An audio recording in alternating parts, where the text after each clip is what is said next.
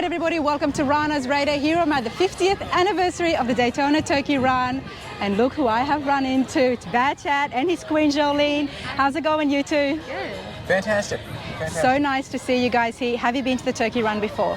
One other time. We were here a couple years ago at the spring run, but this is our first fall run. Well, I'm so happy to have met you. I love the channel, BADCHAD Customs. If you're on my channel and you like cars, then you will know Chad's channel as well. Now, one thing I wanted to ask you before I get my own questions in, Chad, how did it all begin? Because you do some amazing work, transformations, not just builds. How did it start?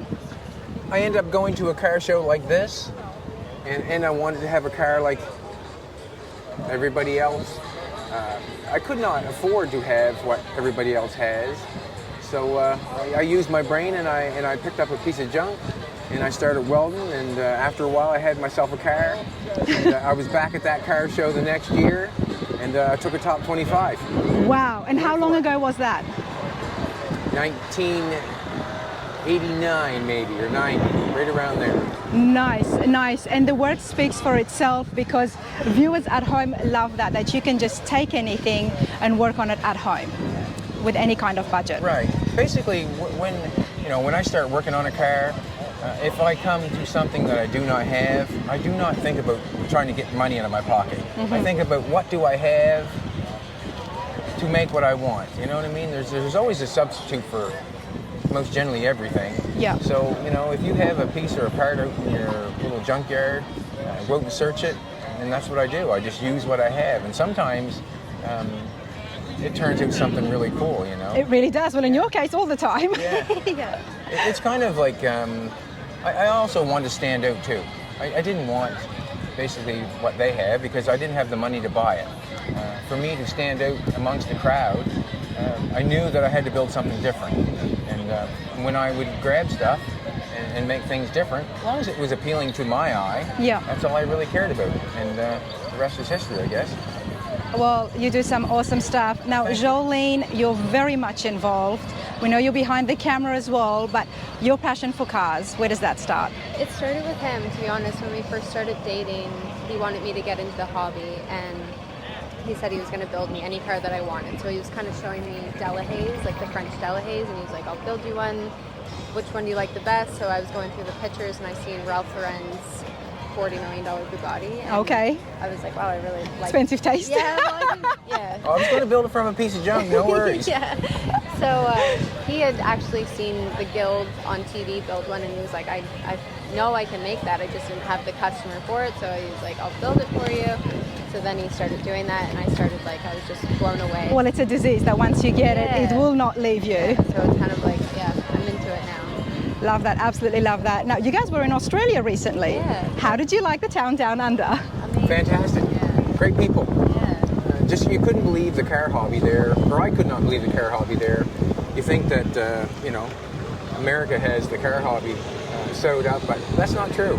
In Australia, there's more cars and more car people than you can shake a stick, and they have just as much or more passion than we do. Like, it's a real worldwide thing. The passion is huge in Australia. Yeah. The passion is absolutely huge in Gold Coast and Adelaide, where you guys went to.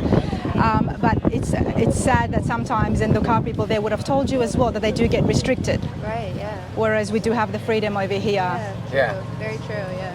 So there was some restrictions. But let's get back to the cars. Now, you are working on the 38 Coupe. Yes. One of the things I want to ask you, and this is what I love, is because there's not much machine work. So much of it is handwork. Right.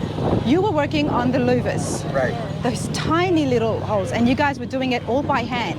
Yeah. Do you use any machine work at all, or is it all just by hand? Basically all by hand, and that's the way I learned how to do it, because I didn't have anything.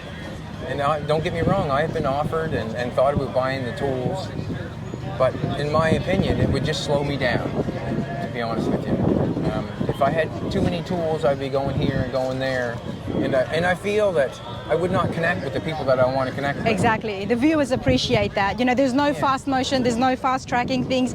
There's a good hour-long videos, but people appreciate that because they can see every step. They can see you walking around here, walking there, trying to figure out what you're going to do. I want them to feel that too, because I feel like I relate to 90% of the people that are here.